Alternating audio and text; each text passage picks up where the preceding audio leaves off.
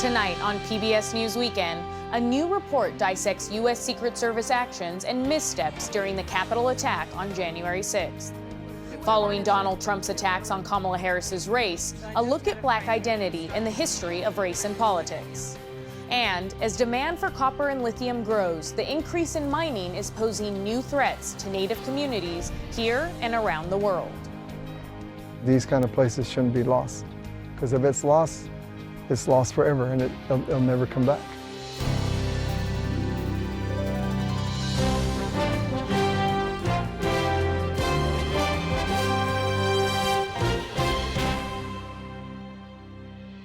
Major funding for PBS News Weekend has been provided by and with the ongoing support of these individuals and institutions.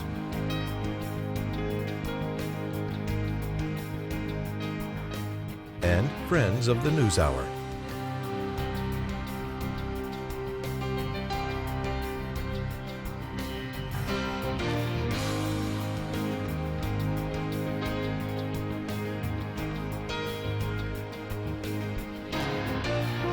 This program was made possible by the Corporation for Public Broadcasting and by contributions to your PBS station from viewers like you. Thank you.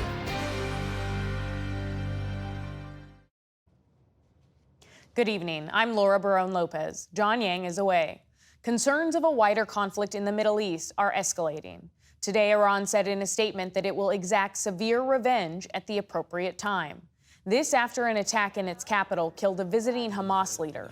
Iran blames Israel and the U.S. The veiled threats are prompting the Pentagon to send additional Navy destroyers to the Middle East. In the occupied West Bank, Israeli Defense Forces said it killed another Hamas leader today. The IDF hit a car that it says held the leader and 4 other Palestinian militants on their way to carry out an attack. The Defense Department revoked a controversial plea deal that took the death penalty off the table for the accused mastermind of the 9/11 attacks. In a memo, Defense Secretary Lloyd Austin said responsibility for the decision should be left with him, not the official appointed to oversee the cases. Prosecutors initially struck deals with Khalid Sheikh Mohammed and 2 of his accused accomplices over concerns some evidence gathered through torture would not be admissible in court. The victims of the devastating wildfires on Maui could soon get help to rebuild. Hawaii's governor announced a settlement Friday worth more than $4 billion. It would pay out the families of the more than 100 people killed and the thousands displaced last August. The massive fire remains under investigation nearly 1 year later. The settlement needs to be finalized in court before the victims may receive payment. Olympian Simone Biles is living up to her nickname as one of the greatest of all time. The gymnast earned her 7th gold medal and 10th overall in Paris today during the women's vault final. Later in the day, Team USA picked up another gold in the pool. Swimmer Katie Ledecky raced past the competition for the women's 800-meter freestyle. This is her 9th gold in 4 Olympic Games. Still to come on PBS News Weekend, the history of racial identity in American politics and the impact of mining on indigenous communities in the U.S. and around the world. This is PBS News Weekend from WETA Studios in Washington, home of the PBS NewsHour, weeknights on PBS. The Secret Service is in the hot seat again, this time over its actions before and on January 6th. A new report from the Homeland Security Inspector General lays out several things the agency could have done better, from detecting a viable pipe bomb within 20 feet of then Vice President-elect Kamala Harris to reporting signs of potential violence, like rally-goers wearing ballistic helmets, body armor, and other military-grade equipment. Joining us is Washington Post investigative reporter Carol Leonnig. Carol, thank you so much for your time. This report, Secret Service officials never testified before the House committee investigating January 6th, and now this report seems to leave more questions than it does answers. What are your main takeaways from it? You know, we knew some time ago that there had been a pipe bomb laid outside of both the RNC's special offices on Capitol Hill and the DNC minutes before Kamala Harris was going to be coming out and was in that building, she was spirited out of the building. It was known at the time, but this sort of concretizes this and makes it official. It's no longer just reporters learning it from their sources, but it's actually the government affirming this. The pipe bomb investigation by the FBI and the U.S. Attorney's Office in D.C.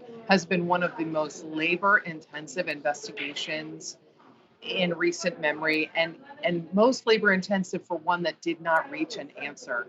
The FBI has still not discovered who were the people or persons who laid this potential explosive that could have gone off in both locations in the minutes before the Capitol was actually breached and its security line was pressed through by protesters and supporters of Donald Trump's that day after they stormed away from his rally and towards the Capitol as he urged them to do. And Carol, I want to ask you, because you have a new exclusive out about a secret investigation into whether Donald Trump received cash from Egyptian President Abdel Fattah el-Sisi, allegedly, if you could walk us through, exactly how did $10 million possibly get from the government of Egypt to then President-elect Donald Trump? What happened and what was jaw-dropping for U.S. government investigators, federal prosecutors, FBI agents, was the CIA in early 2017 alerted the Department of Justice that they had credible intelligence from an informant and corroborated by additional intelligence gathering that el-Sisi had plans in late 2016 to basically inject or illegally give $10 million to Donald Trump's reelection efforts. That essentially he wanted to help Donald Trump get elected, and he was going to do this with $10 million under the table. Investigators looked and looked and looked to figure out if this intelligence was true. Could they figure out, was this money ever spirited to Donald Trump? Did he, in their words, accept a bribe? But the problem was, although they found a Cairo bank had made a bizarre withdrawal of cash, exactly matching the intelligence. $10 million pulled out of essentially the Egyptian CIA's account, just as the intelligence suggested. They found this withdrawal of cash stuffed into duffel bags 5 days before Donald Trump became president. But the problem for investigators in the United States was they wanted to get Donald Trump's records, his bank records, to determine, did that money from Cairo that was so suspicious, $10 million in US bills, did it land in Donald Trump's accounts? And the US attorney basically said, no, I'm not going to let you subpoena those records. You don't have enough evidence to do that. And Bill Barr, the attorney general at the time, was very suspicious of this request, this subpoena for records, and expressed doubts about whether or not this case was justified. In the end, the prosecutors and the FBI agents threw up their hands. They said they couldn't do this investigation without getting that information. And they were despondent because they felt they had a lot of evidence suggesting this could be true. They had to find out if it was, and they were never allowed to do that. Yeah, that's pretty stunning, Carol. I mean, Egypt has been in the news a lot lately, namely because Democratic Senator Bob Menendez was convicted just last month of acting as a foreign agent for Egypt. Is there a possible pattern here of Egypt's efforts in trying to influence U.S. politicians? The key linchpin in all of this, Laura, is, again, Egypt's General Intelligence Agency, essentially el-Sisi's CIA.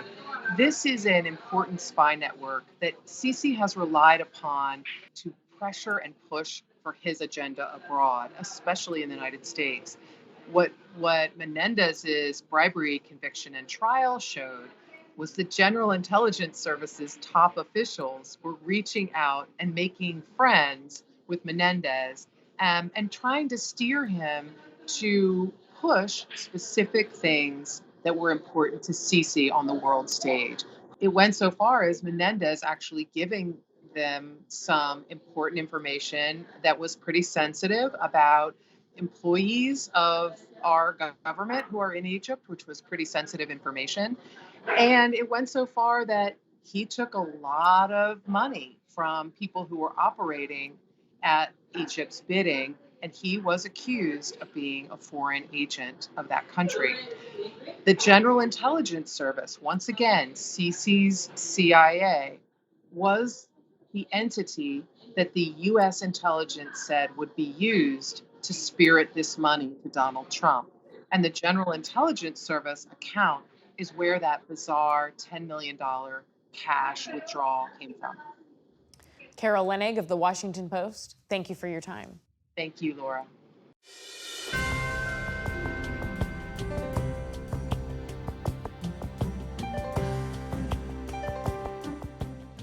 Earlier this week, speaking to a gathering of black journalists, former President Donald Trump questioned Vice President Kamala Harris's racial identity. And now she wants to be known as black. So I don't know, is she Indian or is she black? She is always But you know identified what? as a black woman. I She went to a respect historically either black one. college. I respect either one, but she obviously doesn't. Because she was Indian all the way, and then all of a sudden she made a turn and she became a black person. Just to be clear, It's not the first time Mr. Trump and other Republicans have accused a politician of color of not knowing their own race or ethnicity. Trump's comments on Wednesday echoed his lies about Harris in 2020 and Barack Obama during his presidency, that they were not natural-born American citizens. Peniel Joseph is the founding director of the Center for the Study of Race and Democracy at the University of Texas at Austin. He's also author of The Third Reconstruction, America's Struggle for Racial Justice in the 21st Century.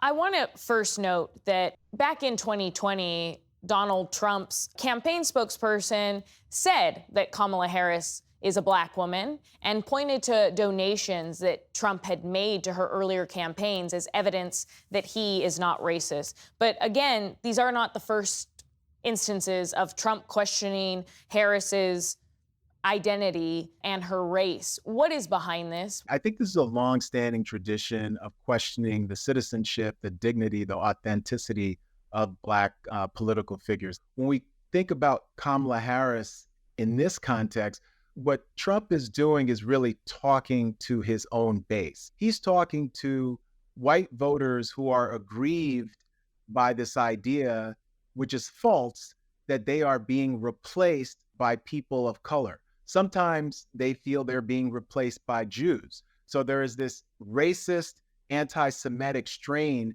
that he is tapping into by saying she doesn't know whether she wants to be South Asian, she doesn't know whether she wants to be Black. He's signaling to his followers that this is the coming wave that I'm here to protect you against. As you noted, Donald Trump isn't the only white politician to question the identity of people of color or try to define who is or isn't really Black. But how far does this go back? Where did it start? What's the history of it? Well, the history of questioning people's racial identity goes back to antebellum America, where in certain contexts, African Americans who are mixed race tried to get their rights legally acknowledged by courts. And in this country, we really have a one-drop rule where whether your mother or father was white, you were legally defined as Black, as a species of property who could not be willed any estates, who couldn't be an heir of a white person, who couldn't run for public office, who couldn't sit in juries. Now, when we fast forward to the 20th and the 21st century, as we know, there's a whole bunch of African Americans of mixed race heritage, but they're still identified as Black in this country. Kamala Harris went to Howard University, a historically Black college. She's at AKA Alpha Kappa Alpha, which is part of the Divine Nine, historically African-American sorority and fraternities. She's lived her life as a Black woman. In this context, the move to undermine the authentic experience of Black people plays out in different contexts, both culturally, politically, economically. In this context, it's the denial that a Black woman could be president of the United States, because in certain ways, that racial and gender barrier are one of the last symbolic barriers that we have to break. I wanted to ask you about a Pew survey that dates back to 2022, where it found that race is very much a part of the identity for Black Americans and how they connect to others. It found that 76% of Black Americans say being Black is extremely or very important to how they think about themselves. So what happens to Black Americans when someone who is in a leading position like Donald Trump just openly questions who is or isn't Black? Well, I think it makes Black Americans think about the solidarity and the unity of their shared history, right? And so in certain ways, Trump and these allegations against Kamala Harris, just like the allegations against Barack Obama that he wasn't an American citizen, are a distraction. And the late, great Nobel Prize winning writer Toni Morrison always reminds us that racism is a distraction. It distracts us from the work that we need to do. So I think right now, all the reaction that we're seeing is that the Black community is really solidly behind the vice president, but also other groups are as well. So I think it's having the opposite effect. But again, I don't think it's intended to be directed to Black people. When I covered the 2019 Democratic primary, even Democratic primary voters said to me that they weren't sure if the country was ready for a woman president or was ready for a woman of color to be president. Do you think that it's different now?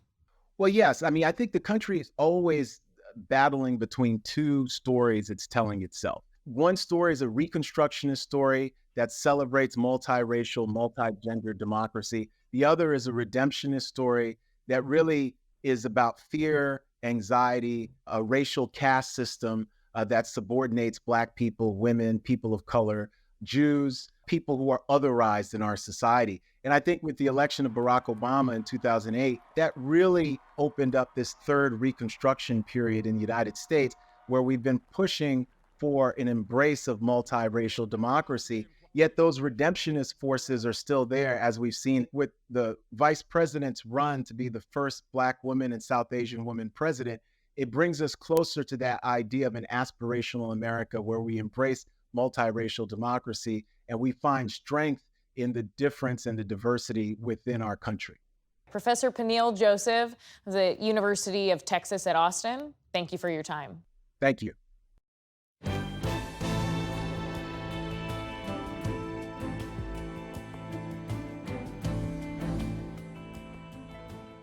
From computers to car batteries, minerals extracted from the earth help power many of our devices.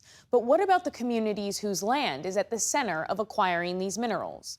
Just this week, Arizona Governor Katie Hobbs halted plans to transport uranium through Navajo Nation after the tribe raised concerns about how it could affect the reservation. Ali Rogan reports on the fight between companies seeking minerals from these lands and the indigenous tribes fighting to preserve them. For Wensler Nosey and fellow members of the San Carlos and other local Apache tribes, the Oak Flat Campground outside Phoenix is the site of sacred ceremonies and the resting place for many ancestors. This is the home of our deities, where the deities live. But it's also home to billions of pounds of copper, making it valuable to mining companies. Earlier this year, a federal court ruled in favor of developers looking to extract copper from deep underground. They have to think this through, because there's not going to be copper here forever. And once it's all gone, then the whole South is contaminated forever. Mineral mining has become a booming industry across the country and the world. As the demand for electric vehicles and the batteries that power them rises, so does the need to ramp up the supply of the minerals needed to make them. In recent years, demand for nickel, lithium, cobalt, and copper has grown exponentially. Between 2021 and 2023, the price for 1 ton of lithium in U.S. markets nearly tripled, reaching a high of $46,000 per ton last year. Everything we see, touch, and feel in our modern life comes from minerals. And that's everything from the computers we're talking on to the chairs we're sitting in, even everything down to our smartphones comes from minerals. Rick Tallman is a senior advisor to the Payne Institute for Public Policy at the Colorado School of Mines. Critical minerals necessary for the energy transition, the ones that people talk about the most, that there is most focus on, are lithium and graphite. And the demand is soaring primarily because of electric vehicle demand. Tallman says more than 300 new lithium mines worldwide are necessary to keep pace with the demand for electric vehicles. The Biden administration has prioritized a transition to renewable energy, setting a goal for half of all new cars to be electric by 2030. But some advocates say this green future is coming at the expense of indigenous communities, whose historic lands surround many of the reservoirs where these rare minerals are formed. In many parts of the world, extractive companies are plowing ahead with mining projects without consulting with those communities. Galina Angarova is the executive director of the Surge Coalition, an organization that advocates for indigenous peoples' environmental rights. She says mineral mining can risk endangering these communities. It introduces pollution, surge of various diseases, respiratory issues, cardiovascular problems, cancer, more. It also leaves behind profound social impacts, including drug use, alcoholism, missing and murdered indigenous women. In fact, one study found a connection between the 2006 oil boom in the Bakken region of Montana and North Dakota and attacks against Native Americans there. The rate of violent victimization, which includes rape, assault, and robbery, increased 23% among Native people in the 6 years after the boom started. But in the surrounding counties that didn't produce oil, such violence decreased by 11%. Today, U.S. mining is regulated by a 19th century law written when westward expansion, encouraged by the federal government, was displacing indigenous people. But in 2011, the U.S. adopted the United Nations Declaration on the Rights of Indigenous Peoples, which requires consent before starting a project on native lands. But some legal experts say it doesn't go far enough. There is a need to reassess the shortcomings of existing procedures so that they are sort of updated in light of current international law standards. Leonardo Kripa is a senior attorney at the Indian Law Resource Center. We are starting to see regressive legislative measures for the purpose of undermining rights are already protected by federal or provincial law for the purpose of paving the way and promoting mining activities. It's a trend Kripa says is happening around the globe. In the so-called Lithium Triangle, spanning Argentina, Chile, and Bolivia, indigenous communities sit on around 60% of the world's lithium supply. Last year, Chilean President Gabriel Boric announced his plan to take control of the lithium supply by partnering with mining companies. Our challenge is to make sure our country transforms into the #1 producer of lithium in the world, increasing wealth, development, and distributing it justly. But some native leaders are skeptical about his approach. What Boric proposes is irresponsible because he isn't asking the indigenous people. And this tone from the Chilean state to the indigenous people is constant. It's not happening only now. Kripa, who represents tribes in the Lithium Triangle, says mining companies employ tactics to bypass land use laws and access the white gold below. Companies are required to perform tests to determine potential environmental harm, but Kripa says the reports are rarely translated into the tribe's native languages.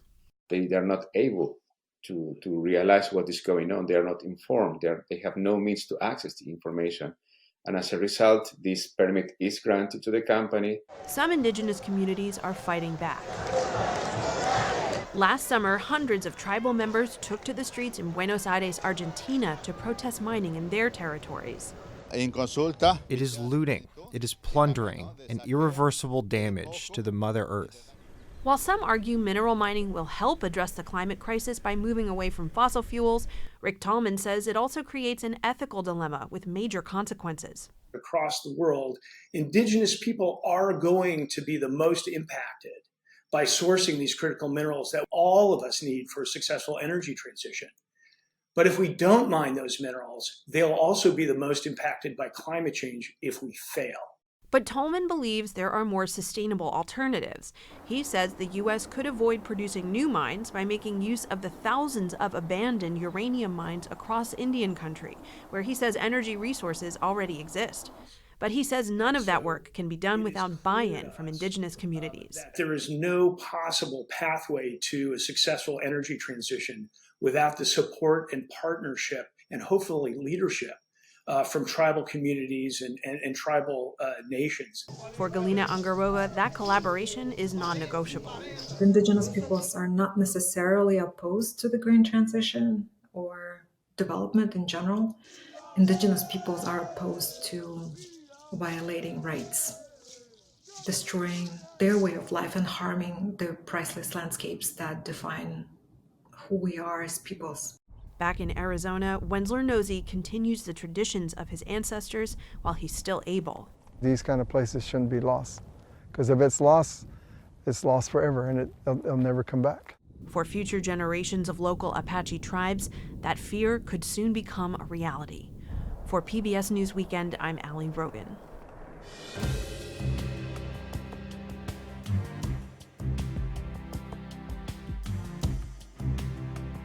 And that's our program for tonight. I'm Laura Barone Lopez. For all of my colleagues, thanks for joining us. See you tomorrow. Major funding for PBS News Weekend has been provided by Consumer Cellular. This is Sam. How may I help you? This is a pocket dial. Well, somebody's pocket. Thought I'd let you know that with Consumer Cellular, you get nationwide coverage with no contract. That's kind of our thing. Have a nice day.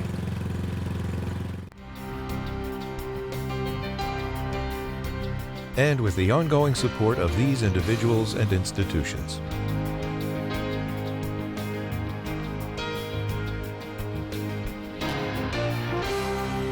This program was made possible by the Corporation for Public Broadcasting and by contributions to your PBS station from viewers like you. Thank you.